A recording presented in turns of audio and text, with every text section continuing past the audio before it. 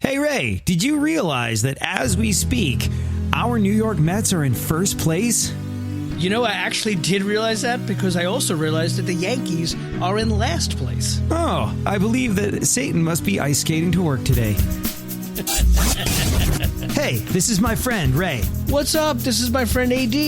Ray is a tour manager who's traveled the world with everyone from the Beastie Boys to the Rolling Stones, engineered artists from Devo to Jane's Addiction to Tony Braxton, and looked after the careers of comics like Jim Gaffigan and Dane Cook. And AD is a national radio personality, heard on stations across the country, who started off as a major label recording artist that gave me my first job as a tour manager. I still can't believe that ended well. Well, we still talk all the time now, and when we do, it's about music and cooking and baseball, especially our beloved New York Mets. This is Bands, Barbecue, and Baseball. So why do we think we're in first place? And by the way, the fact that we're in first place, and I was looking at our rate of wins. We have one more win than the team that's in second place, which is who? Is it who's in second place in the NL East? I believe it was the Phillies. Yeah, the Phillies are second place in the NL East. And I think we have at the time recording this, we have 8 wins and 4 losses, and they've got 7 wins, and I don't know. But proportionally speaking, we've got a lot more wins than we've got losses, which is why we're in first place. But with the starty season that we've had, I think it's unbelievable that we're doing anything at all. I mean, we were crying bloody murder and ready to pull the ripcord. We're like, this is what you do with runners in scoring position when DeGrom is twirling a gem, and this is what the pen melts down to. Sell the team. But we seem to have found our footing. I wouldn't call it necessarily finding our footing.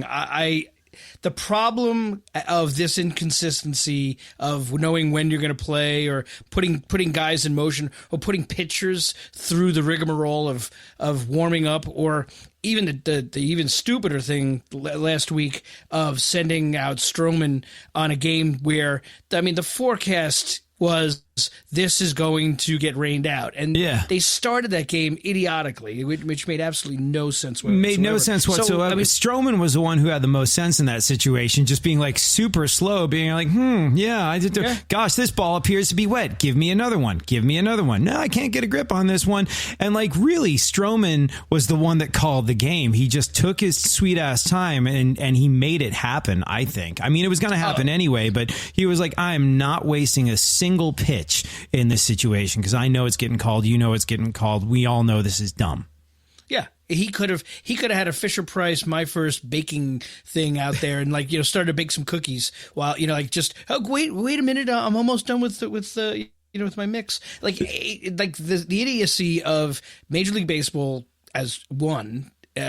Just the way that things are organized, it is not smart. So that's a problematic thing with the Mets start. The stopping and starting is one thing. Snow falling in April in Colorado, you got to give him that. If this was in Minnesota, or there's a chance that this could happen, and they've rearranged schedules.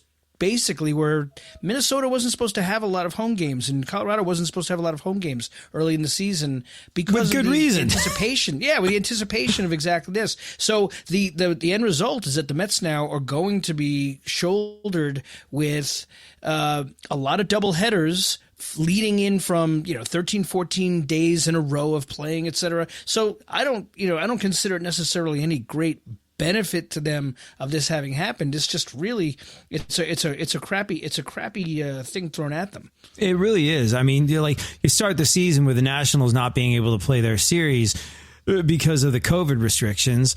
And, let's keep people healthy. There are millions upon millions, forget the health concerns, and the health concerns are huge and obviously the very first thing. But, there are millions upon millions of dollars involved in every single baseball game played. And, this is a time where people need to work. And if you have, the ability to get people back to work, if you have the ability to give people some job security by pulling the plug on the first 3 games of the Mets season, I get it. I understand it. But, like, it doesn't do our Mets any favor to be, so stoppy-starty in this situation. But they seem to have kind of come through. Like, that we all had, I think, that recurring nightmare when we saw that DeGrom start, where he got 0 run support and the pen melted down on him and, wound up with a giant L.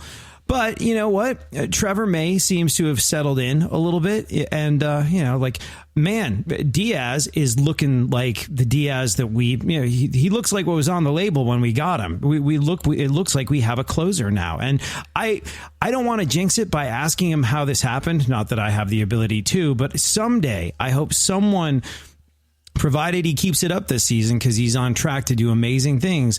But I hope someday someone sits down with him and went, what happened? Between this, between you coming from Seattle and being the most dominant closing pitcher in all of baseball to being a complete meltdown in New York your first season, and then kind of the same situation the second weird COVID season. What happened where you got your mojo back? I don't think it's anything more complex than keeping your pitches down or pitching smart. Back in the day, back in the Mets history day, John Franco as our reliever, one of our best relievers.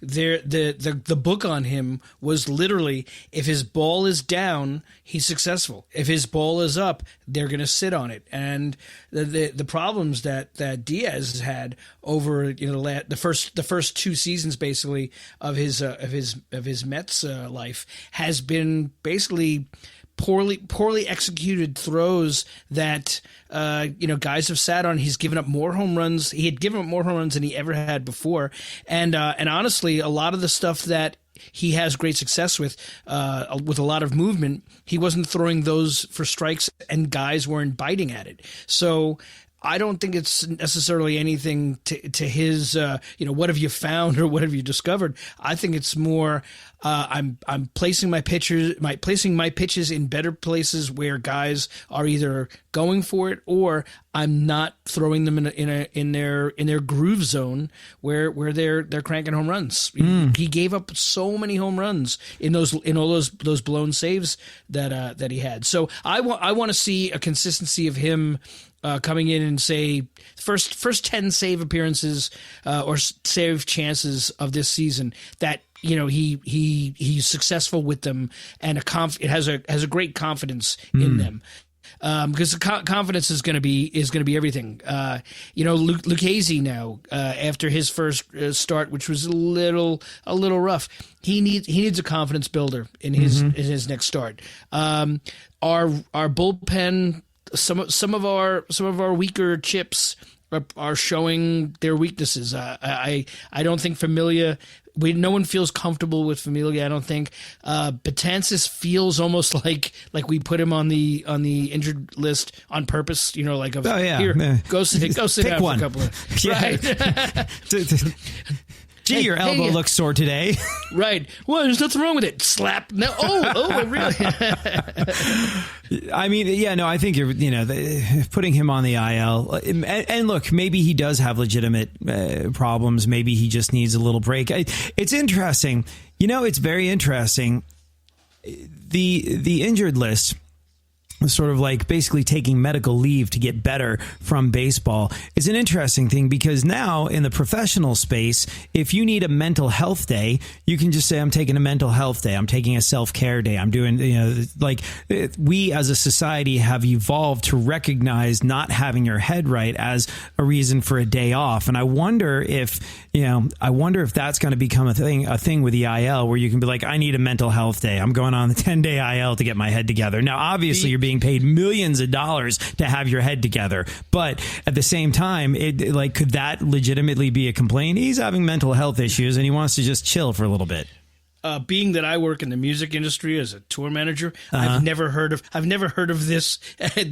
What you're saying is completely foreign to me, because that does not exist.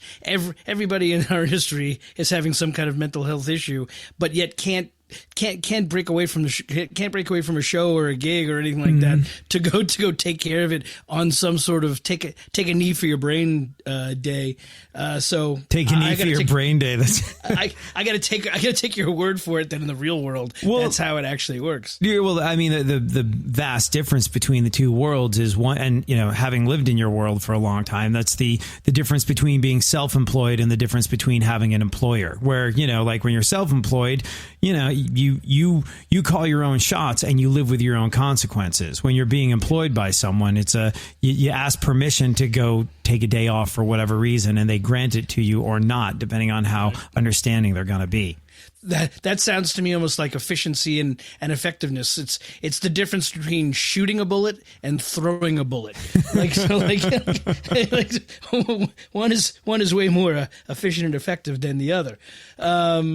In terms of the injured list and how they're doing it now, or how they've kind of modified it, I personally am a fan of how they modified it, because the injured list always started with a 14-day sit on the injured list, and to me that always seemed it almost seemed an excessive amount of time in terms of a guy if he strained something or came up shy on something. I'm feeling kind of stiff, or I'm feeling kind of sore, and they had to put him on the list within much less time maybe than 14 days. He's probably feeling better or anything like that, but that was the amount of time that he had to stay on this list. They modified it three seasons ago to be a 10-day injured list, which I personally think is a lot better. It's a lot better thing. If a guy's ready to come off it, it's a tighter amount of time. JD Davis is a perfect example of this. When he got hit in the hand, a week and a half ago, he went on the 10-day injured list, and rest that hand. It took a hit, but the X-rays were negative, so okay, just get better. And it was a shorter amount of time for him to come back out.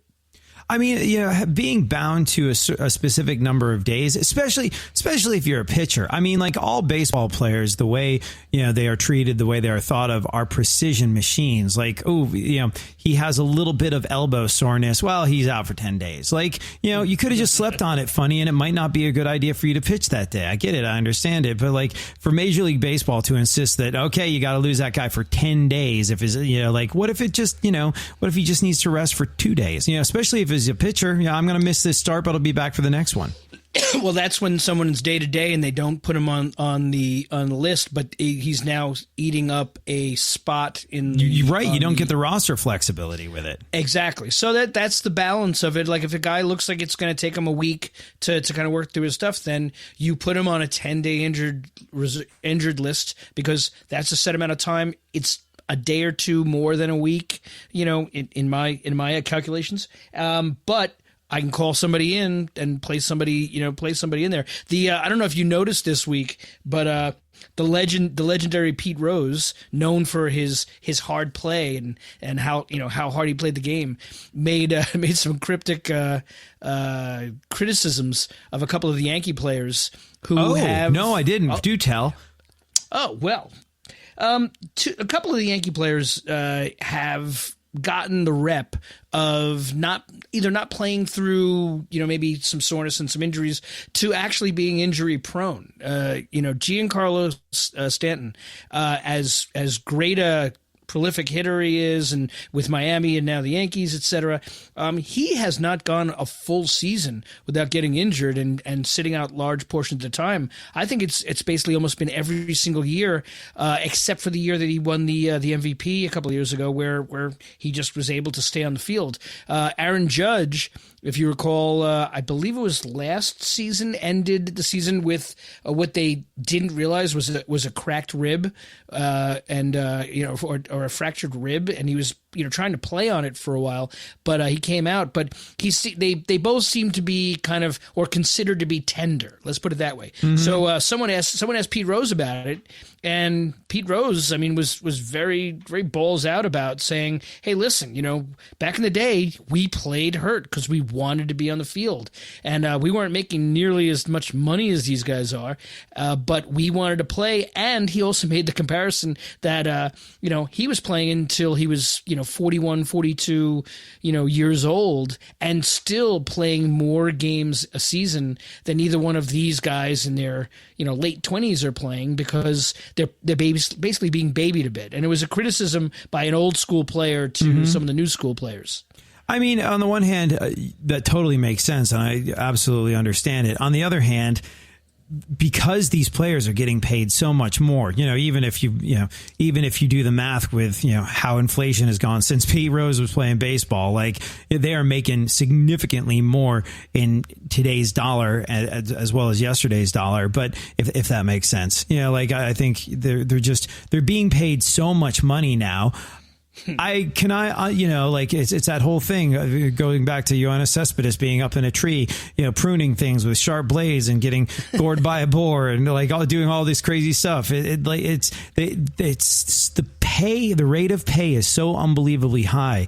I could understand them really wanting to be cautious with these situations. With Aaron Judge, it's, the guy is humongous, and I don't know anything about what it is to be enormous, but I know that, the bigger you are, the harder you fall. That guy, it's just the amount of wear and tear that guy puts on his knees and his ankles and, everything, from his knees down, the amount of weight it's supporting, the amount of wear and tear it's going to take when he's running around. He's just, he's a huge dude, and that's the cracks are going to show up sooner and deeper, I think, with a guy like that.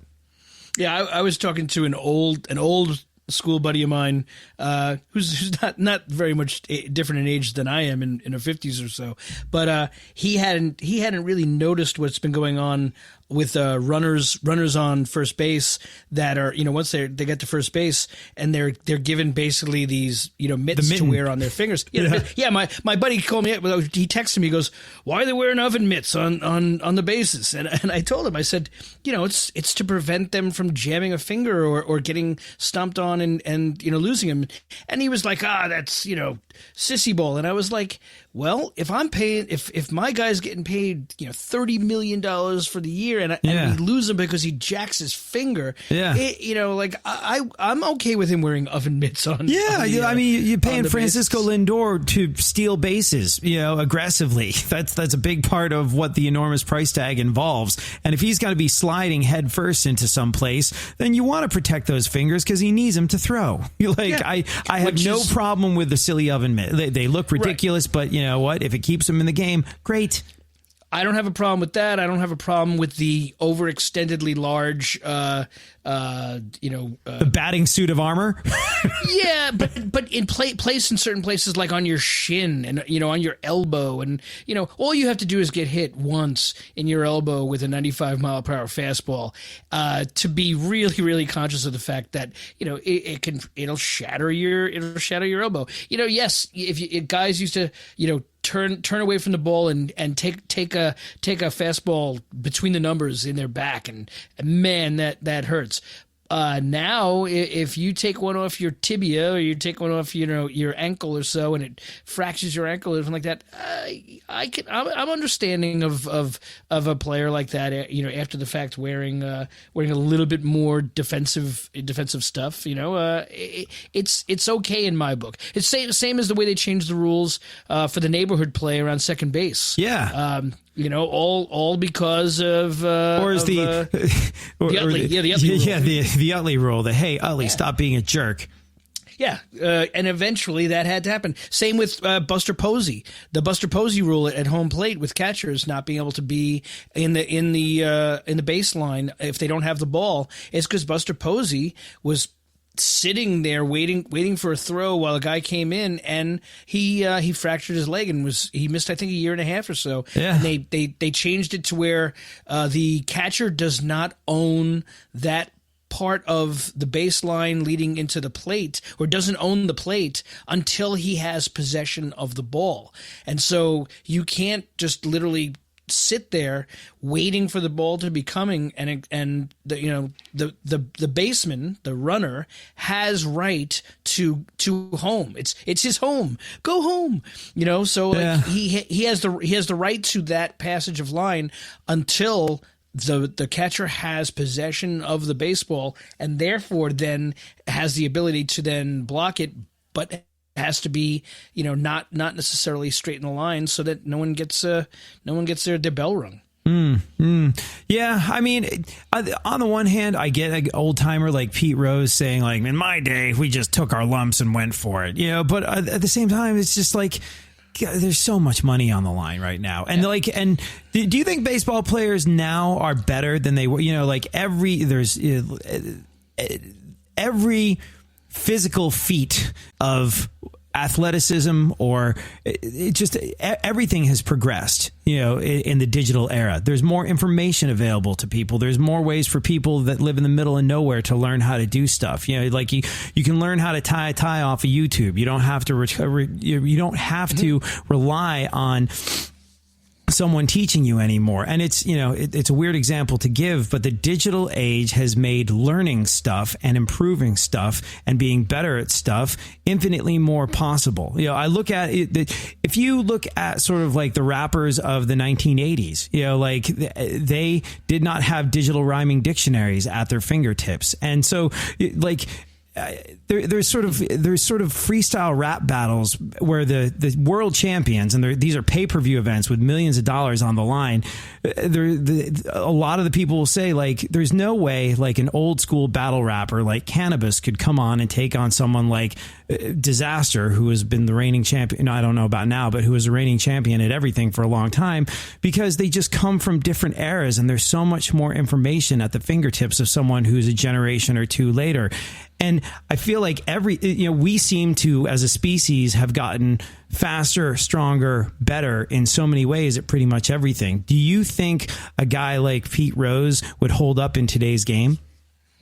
I mean, knowing the history of how players were subservient enough to the fact that most of them had jobs in the off season loading trucks or, working. No, yeah. I mean, very, very seriously, like, so many players, like Duke Snider on the Brooklyn Dodgers, famously, like his off season job, I think, was working for his uncle loading trucks, those guys had to make it work in order to get paid. So, their workout regimen, their time, down in spring training, et cetera, or playing in playing in a winter league, et cetera, not nearly as many options as there are.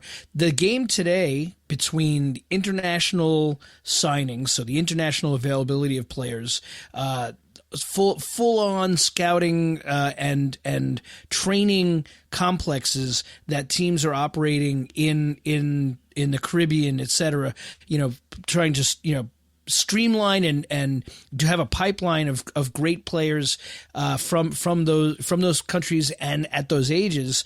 And as I've said earlier and previous on this podcast, that players are not necessarily, in my mind, as fit as they may be. I don't believe they'll be playing into their late 30, 38, 39, 40 year range, because one, they've been better financially successful as a whole for the most part. Even your standard major league player is getting paid better than any of those players back in the day did. The insurgence of young players that hopefully are being optioned early and being put through the system and maybe being available in their 21, 22-year-old range to now join the majors. It's a paradigm shift in that term. So going back to what you're saying, a Pete Rose, somebody that has innate baseball ability and would push himself to the limit, those would, in my opinion, would shine in terms of present day. But your standard major league baseball player, probably the middle of the pack kind of baseball player, I don't know if there is middle of the pack in these modern times, just because of circumstances. Yeah, I guess the simple way of saying what I was trying to get to in a very roundabout way is everybody seems to be getting better at everything, and that seems to be a big byproduct of the digital era. Like I remember when I was a kid, except the Yankees, except the Yankees. Like I remember when I was a kid trying to learn how to do tricks on my BMX and skateboard, and like watching people on TV, watching people do it on the X Games, and being like, I don't know how to do that. I'm just going to go out and hurt myself an awful lot. And now you can go on YouTube. Hey, this is how you do a tabletop. This is how you do an ollie. This is,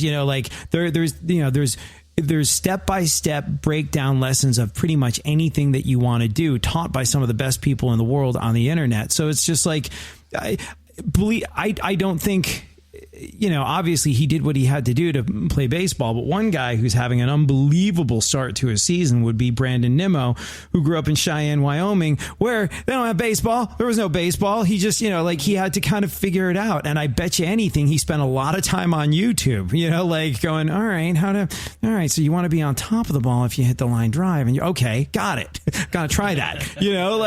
So, I mean, I have to imagine a player like Brandon Nimmo coming up in the digital era. I don't think this is a coincidence. Yeah, you're absolutely right. The availability, and I'm speaking as someone who's sitting in front of two computer screens with Major League Stats sitting here on one of them, so that I have an easily referable thing that if my memory doesn't serve me, I can access it. So yeah, you're absolutely right. The technology has definitely helped. The technology is helping on the field with analytics and the players having access to iPads with instantaneous reviewable proof of their swings and of their batting stance, etc. in real time. Mm-hmm. So the next time they're getting up, they're like, oh yeah, I'm dropping my shoulder. I got to stop doing that.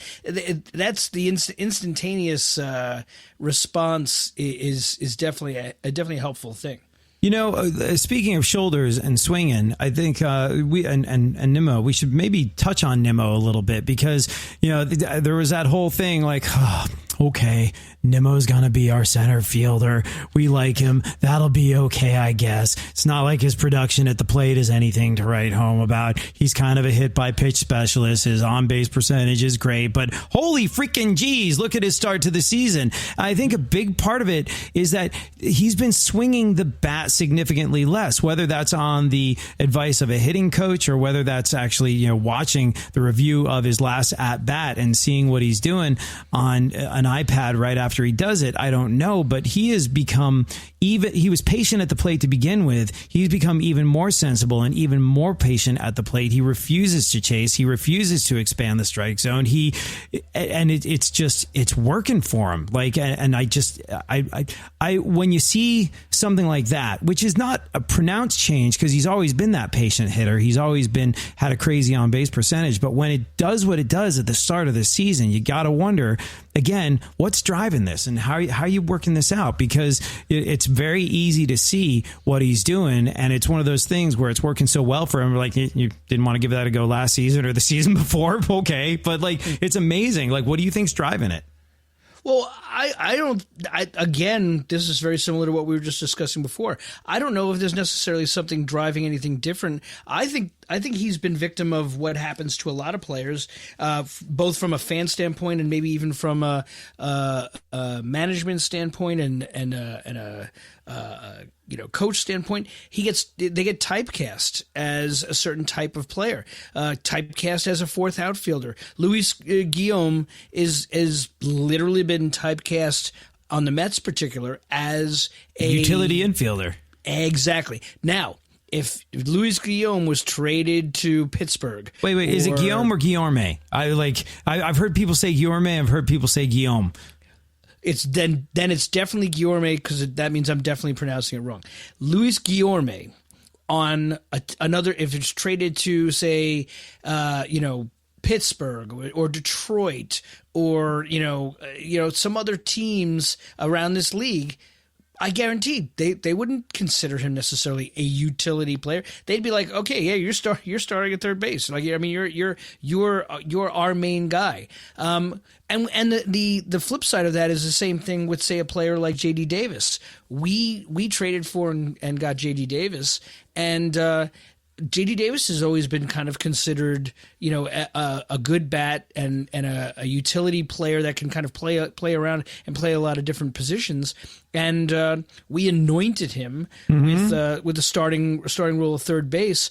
If the Mets got into a bad way a month or two into this season where things were not going so great and they wanted to do something, I guarantee they'd be talking to the Chicago Cubs about Chris Bryant and making a trade for him down the stretch of like, okay, we're going for it this year and we need a bona fide third baseman. Yeah. Right. So I think there's a lot of typecasting that goes on for players, and they get pigeonholed or shoehorned into what people think their roles are. Nimmo is definitely that guy who they were saying all the time, oh, he's a fourth outfielder.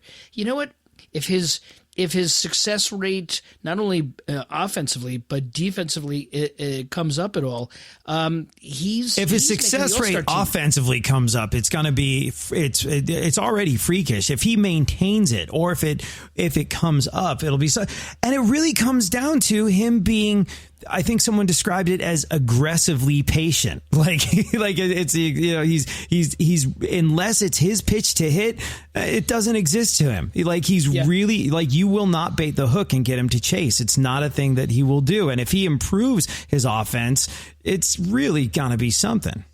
Yeah, and he may very well be an all-star this year. And exactly what you just said is an exact criticism that Pete Alonso has gotten for the longest time of a guy that chases a lot of pitches out of the strike zone, that he's hit or miss. Like he's either going to crush it or he's going to strike out. So, like the book on him or the thing that he's trying to change is the fact of becoming, more selective and being able to lay off those pitches. Nimmo he shows himself to be a very intelligent hitter.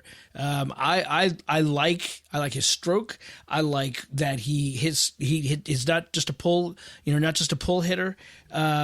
He's succeeding in a way that I think Michael Conforto is. I think he's succeeding in the way that Michael Conforto is going to salvage his season and kind of come out of his slump. He's going to do it in a way where he's becoming more selective. When he hits a ball right on the button, it's not necessarily, it's going to drop. It's going to fall where someone ain't. And that'll happen because Michael Conforto has shown in the past that he can. Wait. You know what we call that? Hitting it to the cow corner. Exactly. I say he hit it to the cow corner. Good Lord, Magnum. Magnum. I think you're right about him. And also, while we're talking about Michael Conforto, who seems to have mercifully broken out of his slump after this weekend, 2 hits in a game, and what was it? Did he hit a double on Sunday? I think he hit a double on Sunday. And he had a single and. Yeah, so he is officially not slumping at the moment. He was, like you wouldn't believe. But also, let's just take a momentito to recognize the fact that every time he goes, I don't care how focused you are, how much of a Zen master you are, how much you are able to focus on certain things. When you are a guy like him hurtling toward free agency and you are aware that there is $330 million on the line, depending on your performance at the plate, that's got to get in your head. Yeah, I wouldn't be surprised. And another reason why, players that are coming up on it, the way that Lindor said, listen, I don't want to negotiate this during the season because, it can be an actual distraction to them. And it's too much money to ignore. Especially for those guys that have done very well. I'm sure they're doing just fine. Thank you very much. But they're in line to receive an amount of money that could effectively end world hunger. Like what you could do with, the difference between having your walk year being a year where you slump horrifically and one where you literally knock it out of the park. We're talking tens, maybe even $100 million. It is a ludicrously large amount of money that's on the line, and every at bat affects it. And I just think that has to get in your head. Yeah, I would think that it affects you, and it's got to be there in the back of your mind. Lindor right now, he's doing well. He's doing the things, you know, in the field especially that we all expected. He's basically the general of the infield, and he's proving himself over and over again. You know, no complaints there at all. The play that ended the game today in Colorado was fantastic. I mean, that's, you know, like. Look, there were some disappointing pieces that showed up at the first couple games of the season. Like, you know, we upgraded behind home plate. We got McCann. And, you know, we were hoping that offensively and defensively he would be an upgrade. And, you know, his offense just didn't show up until it did. It did eventually after a few games, and he kind of sort of like found his thing. But like, that to end a game on a play like that, you know, to have him throw out a runner at second base and have Lindor be the guy who puts the tag on is just, it's really something. Yeah, Mets haven't had a game end on a throw out at second base. A close game, a tight game. It wasn't just the Rockies going, what the hell, let's give this a go. I mean, we're in the hole anyway. Like, that could have been, you know, if second base was stolen, that's trouble in a game that close. Yeah. Did you, on a sideline of that, I hope that you watched the whole game, the play that Stroman made where he literally caught the ball behind his back. That's gold, Jerry, gold. The third base side, and then made the weakest like throw because he was fading because he was falling backwards. Like it's funny because I heard Ron Darling and Gary Cohen being like, well, not a lot of mustard on that throw. I'm like, he's literally falling backwards. He caught it behind his back. I was like, and he's going downhill backwards on the mound, and he still found a way to get it there. And they're kind of like, not the best throw. I'm like, are you out of your mind? Like, I think you're the best broadcast team in history, but like, okay, fine, you do it. And I know Ron Darling might have done something like that in the past, but come on, I thought that was freaking incredible. I was like, how on earth are you picking a hole in what just happened? That was insane. No other pitcher in baseball does that. Yeah, that was particularly amazing. So, our Mets are getting those kind of, little magical and let's just point out, what is that? 3 straight wins for Stroman now? He's gotten the win every time he's gotten the ball. He's 3-0. His ERA, I believe, is point pretty damn low. Yeah, he's for a guy that took a chance on himself by taking the qualifying offer and saying, you know what, I'm going to bet on myself, and instead of going into free agency, this year and saying, no, I'll take your qualifying offer and I'll show you what I can do. I will not be surprised if the Mets offer an extension to Stroman this during the season, a mutually beneficial deal to Syndergaard in regards to he's back now and he's say doing what he's doing, and the Mets literally saying, listen, you're coming off of Tommy John, but we love you. How's this for a deal for a couple more years that, like I said, is mutually beneficial to the team and himself? I wouldn't be surprised to see the Mets give Nimmo, some kind of a gift, a fig of saying, hey, listen, we don't want to have to think about you for a while. We've got we want you to be here until we've got some fresh blood coming up from the minors, and we want to be confident that we're not going to have to hunt around till they're ready. And I don't think these things down. Yeah, and I think a guy like Nimmo would probably respond well to that. And Stroman impresses me. Like, I don't even know the name of the song, but he reminds me, and this is a horrible example, but I love the song and it's such a profound sentiment. You ever heard that Kanye West song where he says, everything I'm not makes me everything I am? Like, he talks about all of his lists of things that he cannot do and how he found a way around them that made him special and unique. And like, look, Marcus Stroman is a full foot shorter than a lot of people, a lot of starting pitchers. He's not a 7 foot tall guy that's got, he's not an enormous powerhouse of a guy that's got overpowering stuff. So he's become really sneaky. He's become really agile. He's become really athletic. He's got a tricky, distracting windup. He's got, a head game to him. He's got attitude. He's got all these things that I think, wind up it kind of reminds me of Mike Tyson. Everybody's got a plan until they step to the plate and they face him. Like everyone's got a plan until they get hit. And like he just gets all these. Everyone, you're going to come up, you're going to hit against Marcus Stroman, you're going to pop up or ground out, you're going to hit into a double play, and you're going to be done. Like he handles people so well, and I think everything he's not has made him everything he is. And as was referred to earlier in our discussion, successful things like keeping the ball down and giving, forcing a lot of ground balls to a defense that can handle them. So he didn't offer up to offer a lot of fly balls in Colorado, which is exactly what you want to do. So he pitched well to the circumstance. I don't know, like it's so funny because I was thinking it as for those that aren't aware of the quality of the air in Colorado, it's thinner, balls carry. So you want to be able to keep the ball down in Colorado, like your life as a pitcher depends on it. And Stroman has this ability to get ground balls and get ground balls and get ground balls. And I was thinking about this. I was like, he's in his walk here. If I'm the Rockies, I'm looking at this guy, getting a steady supply of ground balls to his more than capable infield, going like, Wonder how he feels about legal weed and skiing in the off season.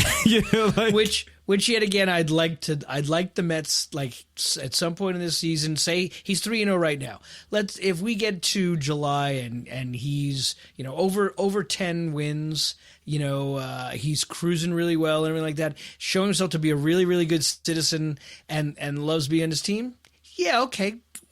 You why not give him a 3-year deal right now at what he got for the qualifying offer. He got $18 million a year, 18.9 I think $1 million a year for the qualifying offer, as taking a risk on himself, because if he didn't pitch well when he does become a free agent, he might not be looking at 18, 19 or $20 million a year contracts being offered to him from other teams. The way he's showing himself right now, he's going to be in a good position to be asking for a very, very good AAV. And the Mets need to lock up good players that like playing for them and that we have we're having a good time with. Well, I mean, also like Marcus Stroman, I think there's a long game with a guy like him. Like if you're a pitcher that needs to be able to break 100 with your fastball, and that's how that's your bread and butter, then that's a shorter lifespan of a career. If you are a guy like Marcus Stroman who keeps himself in perfect shape, who the moment he's got some spare time, he walks into his hyperbaric chamber so he can be in perfect condition. Like the guy really pays attention to his physical health and well-being and fitness and all of the above. Like he's extremely athletic. Him and DeGrom are probably the two best athletes in terms of pitching in baseball, I would guess, without really thinking about it too hard. But if not, they're definitely at the top end of the scale. But also, his career does not rely on overpowering stuff. So not only are you looking at a guy who takes care of himself, that's going to reduce the inevitable wear and tear of being a pitcher by keeping himself in good shape and popping into that hyperbaric chamber whenever he gets a chance to, but also he's going to have a long career because he doesn't need to throw it 100 miles an hour to win. Well, in the same time period that you and I didn't do a podcast last Sunday, we got rained out. Yes, we got rained out. The Mets did. But in that same time frame, the Mets faced off against the Phillies, faced off against Wheeler, who, I mean, so much criticism has been made about the old Mets front office that literally did not even make a great offer to our player, like Wheeler. We traded for Wheeler. Wheeler was a stand-up guy on the Mets who battled through, coming back from injury, et cetera, like that. And we liked him. And the 5-year, $115 million deal that he signed with the Phillies, what Met fan right now wouldn't have been happy, completely happy? That was it. Oh, yeah. Hey, speaking of management and pitching, and obviously that was a travesty that that Wheeler's pitching against pitching for our division rival and having a great year, except for fortunately when he faces us. That's obviously a travesty, and that's a Brody Van Wagen and oopsie that we'd rather not think about. Did you hear Jake Odorizzi was on a podcast with Trevor May, and I don't know who the host of it was, otherwise I'd shout him out. But Odorizzi was basically said, like, I was going to go to the Mets, and then someone new showed up in management that hated me, and now I'm not. Like, he didn't say the Mets, but he was like, there was a team I expected to end up on. It's Trevor's team. I was like, okay, well, it's real subtle, dude. But he basically said it was a lock, and then there was a management change, and it was no longer a lock. So who do you suppose he has beef with on Mets management that prevented that from happening? If I had to make a guess, because I did hear about that, but obviously anything that I say is total speculation. Yeah, we know nothing. This is a fan podcast. Yeah, completely. Yeah, we know nothing. It's so funny. During the off season, when I was like tweeting about stuff, like, because I'm on the radio, I have I don't even know how it happened, but I got verified on Twitter. But whenever I would say anything during the off season, people were like, what do you know? How do you know it? I'm like, I don't know anything. I'm a doofus in rock radio. I don't know anything about baseball. I'm a fan just like you. Take everything I say with a bit. You know more than me. Trust me. You know more than I do. I know nothing. I'm just an enthusiastic fan. And considering that I'm underneath my desk right now talking to my little puppy Mookie Wilson Amico about these exact things, proves that I don't know anything either. I just literally am a huge fan that pays attention. So if I had to make a speculation about it in terms of how the free agent market goes, and innuendo and rumors, etc., I think that the Mets were considered interested in all of the pitchers that were available at a certain point, and I think Odorizzi was the type of pitcher that they expressed interest in, probably to the point where Sandy or someone had at least contacted his agent, had some sort of discussions, but as the Mets completely proved, during this offseason, they prioritized certain things, and they went after certain things in certain modes and methods. The exact reason why we did take McCann over, say, really going after Realmuto. But do you think we ever really had a chance with Realmuto? Because people always say this, like, well, we didn't get Realmuto, but Realmuto started his offseason by saying, hey, I don't want to play in New York. And everyone still is just like, man, I wish we would have made a play for Realmuto. Look what he does. First pitch swinging it to our Mets every single time. I'm like, he didn't want to. He wanted to stay in Philly. He said as much, which was dumb on his part, because he could have gotten more out of Philly if he got a serious offer from the Mets or literally anyone else. The Yankees probably would have taken a swing at him. The Mets certainly would have. But he was like, I don't want to go to New York. It's his agent must have been like, what did you just do? Yeah, I mean, pitchers like Odorizzi as an example, and his, maybe him personally, or maybe he took offense to how he wasn't wined and dined enough or something like that, which is also distinctly possible. Well, I mean, obviously there was a whole situation where Jared Porter was calling some shots, and then very abruptly he wasn't, because he's an utter creep. So, by the way, you and I talked about You and I talked about this when it happened, and it's horrible because you just can't judge a book by its cover, or its cover, and you can't make a judgment call based on someone's appearance. But when I found out what he'd been doing, I was like, yeah, that tracks. Same way when you find out about Harvey Weinstein, you're like, if I had to draw a picture in my mind of what some predatorial creep would look like, they would look an awful lot like either one of those two. And I felt horrible saying it, because you just can't judge people based on appearances. But when that happened, when we found out about that, it's a horrible look for the Mets. But also kind of makes sense. Well, but in the offseason, especially this offseason with Steve Cohen coming in fresh, et cetera, like that, the Mets were linked to everybody, whether the conversations had even happened or not. And I think with starting pitching, I would imagine that conversations happened with everybody. Everybody from Waka to Odorizzi to obviously T1 Walker.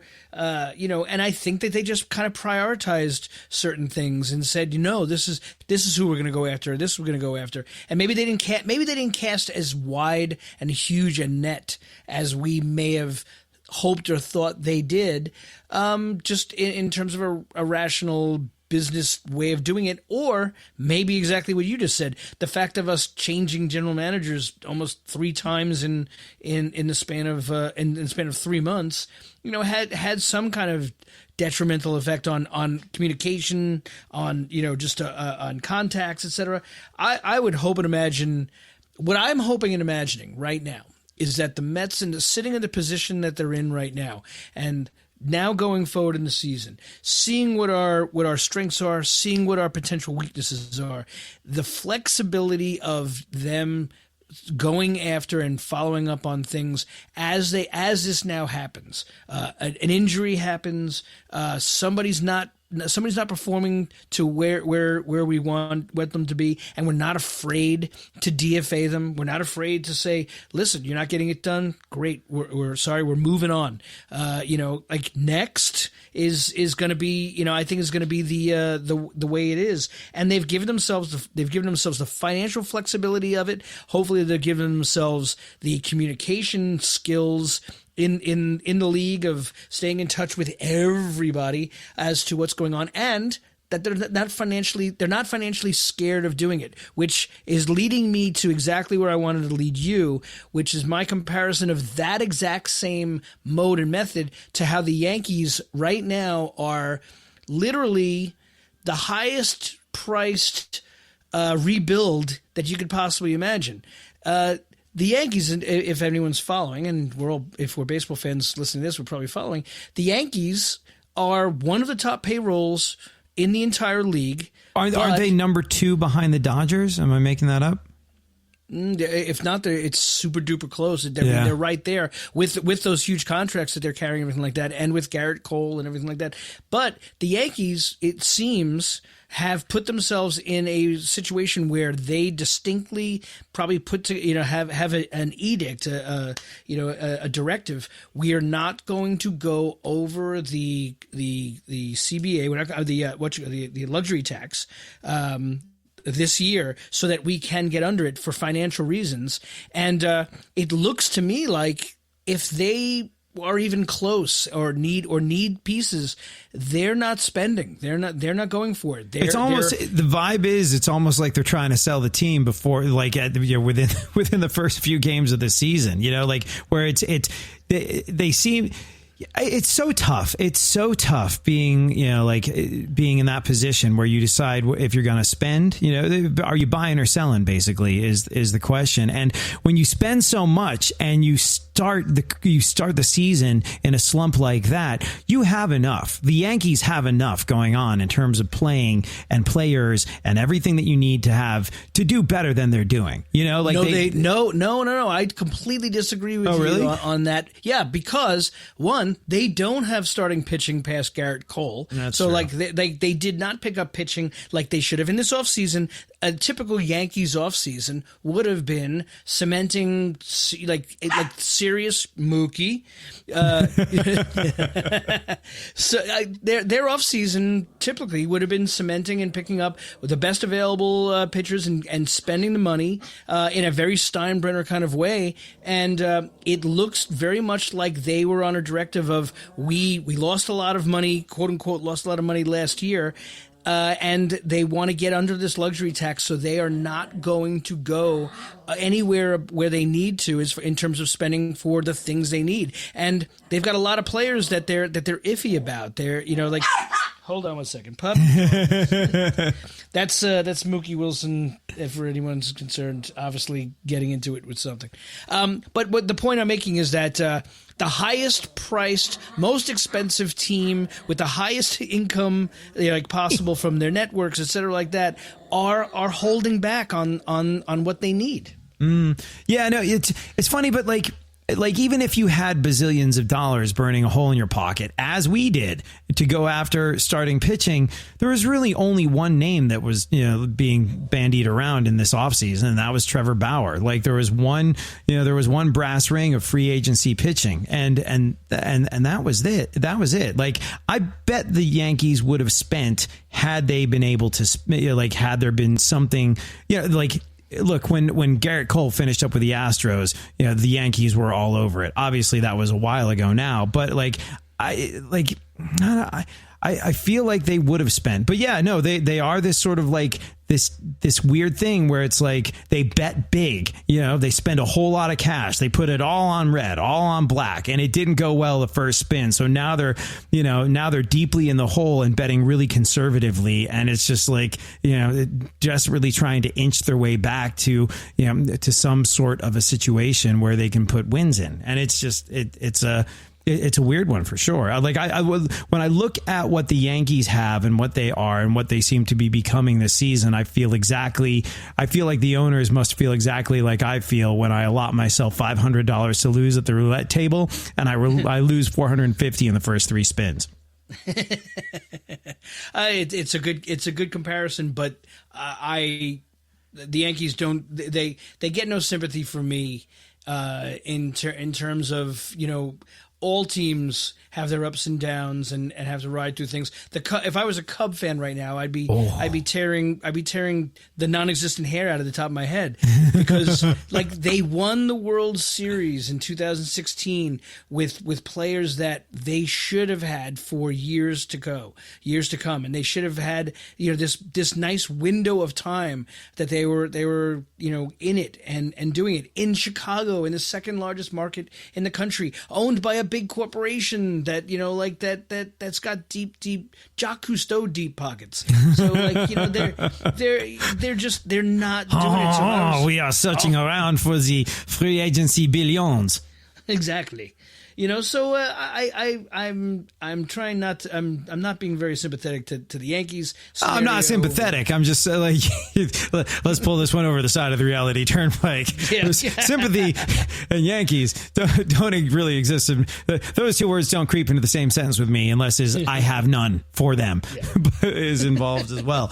But yeah, no, it's but it just when you look at what we've got, going on, and when you look at what the beginnings of what we've got going on, we started the season and going, oh man, here we go. Like Conforto's not producing at the plate, McCann's not producing at the plate, Lindor's not producing at the plate. Like Brandon Nimmo can't do everything. Like Jacob DeGrom can't do everything. And then everybody starts to heat up, and then you have that conversation of like, oh man, if Brandon Nimmo can stay hot while Conforto and Lindor are getting hot, we are off to the races, my friend. But like, it's like having plates spinning in the air, keeping them all up at the same time, getting everybody firing on all cylinders all at once and getting that hot streak to get you in the sort of playoff territory. It's tough. Like, there's all sorts of, weird things that can come into play, and every player is an individual and is going through their individual stuff. And so like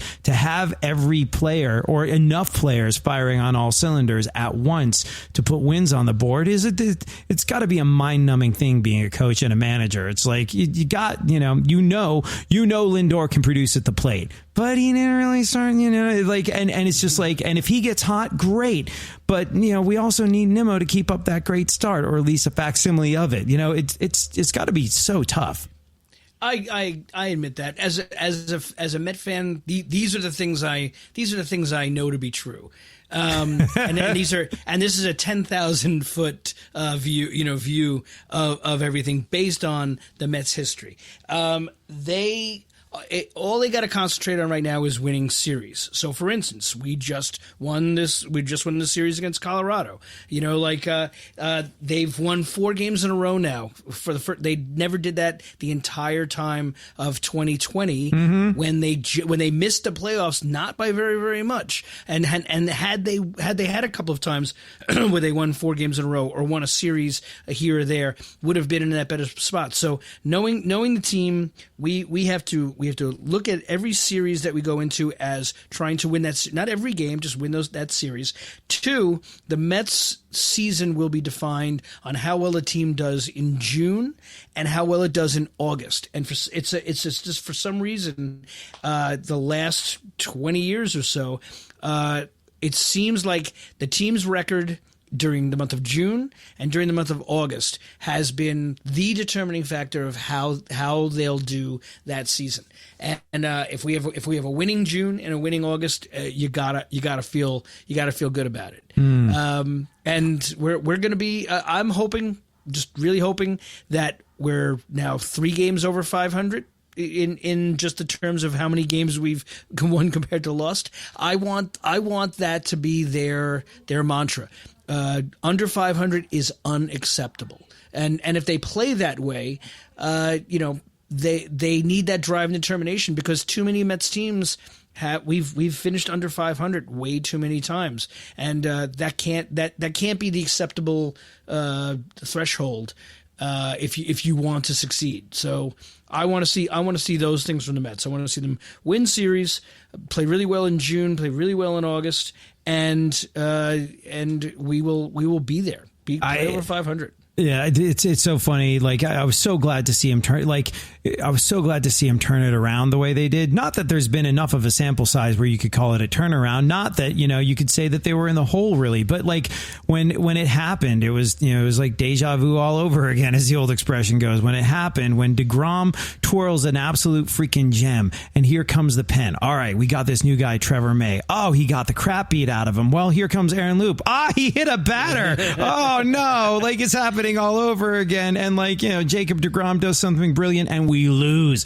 And like when that happened, like I'm just so glad to see that glimmer of hope. Like, oh, Trevor May has come in and kept it scoreless since then. Oh, Aaron Loop hasn't hit people since then. Like when that happens, when DeGrom is DeGrom and we wind up losing because the pen falls apart and we can't put runners on in scoring position, like it the inner Charlie Brown of me comes out so strong, and I start like, this is why I like this team. I'm a loser who likes a loser team because I suck at life, and losing is all I know, and that's all these guys know, and this is all my life is ever going to be. All the right big ingredients to win, but you just can't do it because you suck. You suck at life and you suck at baseball. And like, this is actually what goes on in my head. And it's like, there's so many parallels. Like, I don't know about you, but when I see the Mets, you go into the season, you're like, hey, we got a pretty good looking team this year. We got some cool free agency gets, and we got all right, man, I think this is going to be good times, and no, we suck again. It's like when you do everything right and it goes wrong, like that's when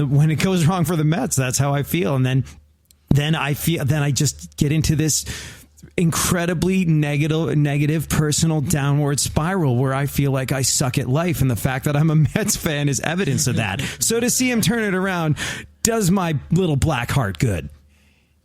Yeah, no, we definitely we ride the waves, with the team, and never give up. Like having lived through so many seasons of either under 500 ball, or living through 2007 and 2008's horrific falling apart. All of those things as a Met fan, you're living through. But the greatest expression, Mookie, the greatest expression has always been puppy. The greatest expression is ARF. ARF. The greatest expression is momentum is tomorrow's starter. Keep up the momentum. Yeah. Yep. No, I think we're off to a reassuring early part of the season where you see that they can put it together and do what it takes to get it done. Even for Jacob DeGrom, they can even get DeGrom some runs, and he can get that win like he did in Colorado. That was an amazing and beautiful thing, and I was so happy to see it happen. What did you cook in celebration of the fact that the Mets don't suck as much as we thought they would at the beginning of the year? Well, my wife and I went over to a friend's house, and I actually cooked up a couple of tri-tips, which all right, we really enjoyed. Explain to people that don't know what a tri-tip is. Because I've cooked it, I've eaten it, I've enjoyed it, but I'm still not entirely sure what makes it a tri-tip. The cut, and this is going to sound horrible because I'm not going to describe exactly where it sits in on the cut perfectly, but it's at the top part of of the round, and the reason it's referred to as a tri-cut is because the angle of the top part of the cut, it's almost like a peak. It's a three angled kind of spear tip edge of that round. So it's always been commonly referred to as a tri-tip because of where the cut is made from that round between two other cuts. That's just the nickname of the meat. But in terms of the type of meat, it's a very nice piece, muscular, not a lot of sinew and fat, etc. And so from barbecue standpoints, it's a fantastic meat to start with because it almost lends itself to being cooked in so many different barbecue ways. So, for instance, my puppies seem to really enjoy me talking about tri-tips. As you can tell, yeah, they love it.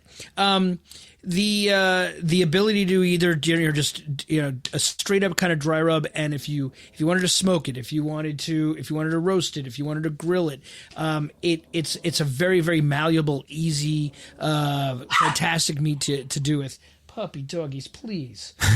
So let me ask you this: do you it being sort of like a leaner cut, but not necessarily so sinewy? Do you give it a good meat tenderizing thwack with a meat hammer?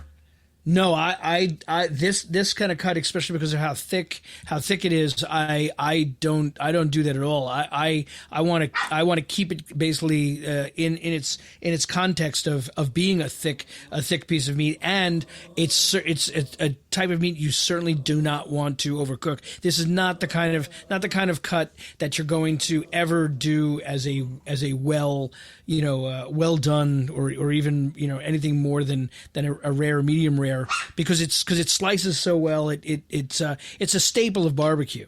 So I don't tenderize it at all. I'm a big fan, and what I did yesterday was just a nice dry rub to start off with, cumin, garlic powder, salt, pepper, onion powder. There. You disagree? You want something else on it? Dad, you forgot the Hungarian paprika. Did you? No. I Hungarian paprika the crap.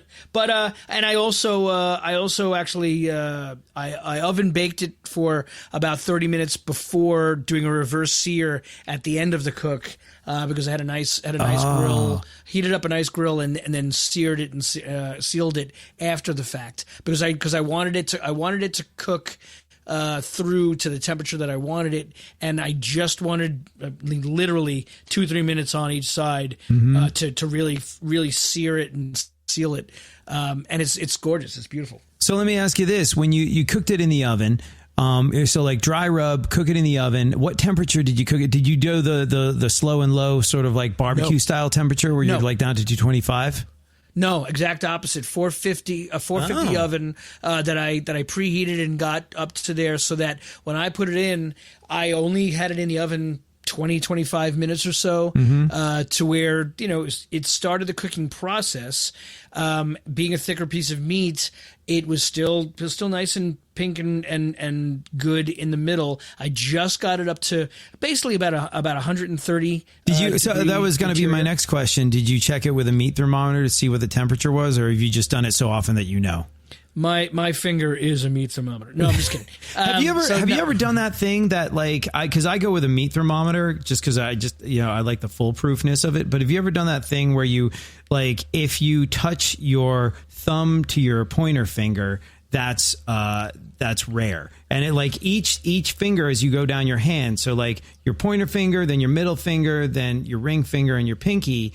You'll notice that the meat of your thumb tenses up and firms up with each finger, and that's supposedly if you press into the sort of base of your thumb, and that's you're comparing the tenderness of that to the piece of meat that you're doing. You ever tried that? Did I describe that? I've totally heard about that, and I believe in science, so no, I use a digital meat thermometer. See, I did that as well, and I never got the results I was after. So I was like, I'm going digital. Yeah, that's such a subjective kind of thing to like. And how do I know really? Oh, it feels tender. No, I want to know what the interior temperature is, because that's the determining factor of how cooked it is. And obviously in different parts of the meat. When you do that, to chicken, if you're doing that to a piece of chicken with a bone-in chicken, if you put the digital thermometer in and you put it next to the bone, literally you're going to get a wildly different temperature interior of the piece of meat, because it's next, because it's touching a bone that's actually translating heat differently than the center of the meat would be. So yeah, I'm a big fan of the digital thermometer. 425, literally only 25 minutes to just start that cook, and then when you sorry to interrupt, but like what did you cook the steaks on? Like, because these are things people are wondering right now. Because like there's the idea that you can oven bake a steak just seems so sacrilegious to so many people, but it works amazing. And but when you did you do it in the cast iron skillet? Did you do it just on a cookie sheet with parchment paper? Like, how'd you do it? The availability, we did this at our friend's house, and the amount of stuff that he had handy to him, I just wound up using a foil wrap into a pan, basically, that would withhold in that oven temperature, because that cut it's sealed, but it's a very bloody cut, so you generate a lot of juices and blood coming off of it. And so I didn't want to make a huge mess of it, and I knew that I was literally preheating up the grill, the inside his house, literally on the stovetop, but heating that for a long time to get that really, really hot for a quick sear on it. So right. And then obviously letting it rest, because it really does, the liquid just kind of comes out of it. So giving it a good rest afterwards. So you did when you say grill, what, you didn't do it over flames then? No. He had a really nice Traeger makes these really nice grill trays that are they mimic a barbecue because they're made that way. They're cast iron grill that goes over your oven your stovetop. Oh, yeah, it was awesome. It was really I've never used one of those before. That is cool. So let me ask you this, because when I do and by the way, a lot of people, it's funny because when I tell people I reverse sear something, they're like, oh, you're brave. I always sear at the beginning. I always think that it's a much easier proposition to do a reverse sear, because then you can really control the temperature that way. Like, exactly where you're at. Like, to sort of get to get it up to like 110 or something, and then really kind of like get after it with some flames to get that nice crust. That if you like rare in the middle and a nice crunch on the outside, I really think the reverse sear is the way to go. But there's a lot of people that find it a daunting proposition. I find like the idea of searing something at the beginning, I always get scared of that, because I'm just like, I won't get it crispy enough, and then I'll wind up overcooking the whole thing.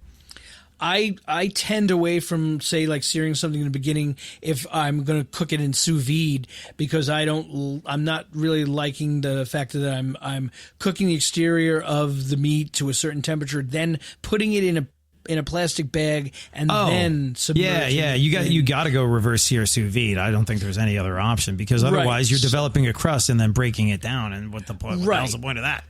Right. So the dry rub, I mean, especially if you're not marinating it in and for hours of time or anything like that. But if you're doing a dry rub and then putting it into the oven, me personally, I think the oven, the moisture, etc., like that, lends itself to that dry rub. Whereas if you dry rub, say something, and put it to high temperature or put it onto a grill or anything like that, you're really just basically like burning the exterior of it with that dry rub. It's not. I don't think those spices, etc., the salts, everything, I don't think they're really getting embodied into the meat. I like the idea of a dry rub, kind of sealing around the meat itself, and then if you're either sous vide or, like I said, I did in an oven. I just think it's in viewing itself into the meat a lot better. And then the reverse sear, sealing the deal. Like I can seal the deal relatively quickly with a very hot grill. And I'm not doing it for a long period of time. I'm not expecting it to quote unquote finish off the cook internally. I want that sear. I want that. I want it already basically cooked to where I want it. Now I'm just searing it. So when you do the sear at the end and it doesn't involve flame, do you add any kind of oil or butter to it to make it sort of really pick up the heat? Oil is always I'm a big fan of oil, and I'm a big fan of olive oil, where some people stray away from olive oil or virgin olive oil because it doesn't have a very high threshold for heat. The recommendation would be, say, like a canola oil or a type of oil that will sustain itself better or not burn at a higher temperature. But I particularly like olive oil, and if I'm, say, doing it, maybe you're not broaching higher than, say, 350 or 325 or 350 on a bit of a slower cook. The rapid cook of, say, like a high temperature of 425 or so, it's not the worst thing in the world. Like a little bit of a canola oil or a vegetable oil, and just a slight rub into it, because it definitely it helps with the crusting as well. See, when I do reverse sear, I'm always doing it on a grill with flames, and I always give it a last minute, like I baste it in butter. Like as I'm cranking up the grill to hotter than hot, I take the steak off to rest after having cooked it slow and low for a while, then baste with butter. And I don't know the science behind it, but I just found that like putting butter on it at the last minute seems to attract the right kind of flames, where it's not burning, but it's searing, and it's like, and it, it gets all buttery. And then when I rest it, I put a knob of butter on top of it and just let it, do its thing as the juices redistribute, and no one's any the wiser. They're just like, man, this is delicious. I'm like, I know, I use double the butter. The way you're doing it is the way that every high level steak restaurant does it, because tons of butter makes it better. So like I was referring to oil, butter, fantastic. Especially, I mean, I don't know if you use a salted butter or an unsalted butter, but a salted butter on any of that's the key to how all the high-end steakhouses cook their steaks. Yep. No, it's I go salted butter in that situation. So to reiterate, Ray's recipe for tri-tip: buy some tri-tip, put it in the oven, preferably on some sort of sheet that's going to keep the juices in, whether that's a foil contraption like he had in a pan, at a relatively high heat until about 450, you said? 425. All right, so 420, like get yourself some tri-tips, put it in the oven at 425. Use a meat thermometer to make sure that it's up to, what would you take it out at, 120? Yeah. 120, because it's still like anything you take out and the resting, it's still cooking. So like get it up to an internal temperature of 120 degrees, pop it on the grill super freaking hot, and sear each side for how long? 3 minutes, 2 minutes? No, more like about 5 minutes. Okay, so like each side 5 minutes till it's good and crispy. And how long do you let it rest? Oh, another 10 to 15 minutes. Another 10 to 15 minutes. And do you slice it with or against the grain? Oh, against the grain. Against Against the grain. And there you have it. Ray's delicioso recipe for tri-tip steak that you can make in your oven and on your grill. And it's, when you put it like that, it sounds easy. But like, your friends and your family and your loved ones will respect you even more than they do already.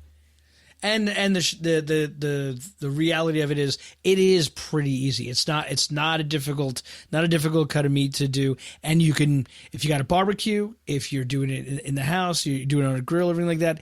It's you can get a really, really good cook out of a tri-tip in all those scenarios. Mm-hmm. It's interesting because at the beginning of the pandemic, I couldn't cook at all, as we've talked about on the show. And then, started learning how to cook and was mystified as to how much more complicated I've been making things than they needed to be, to the point where I went to my first restaurant in over a year a little while ago. I had to. It was a work thing. And it was a steakhouse, and it was delicious. But I was like, this isn't quite like I make it at home. And at home, it costs me about $8 as opposed to, well, significantly more than that.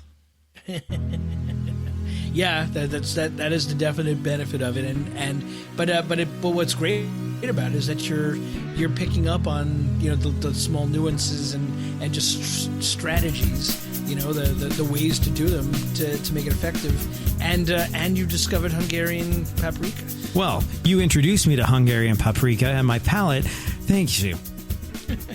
Of course.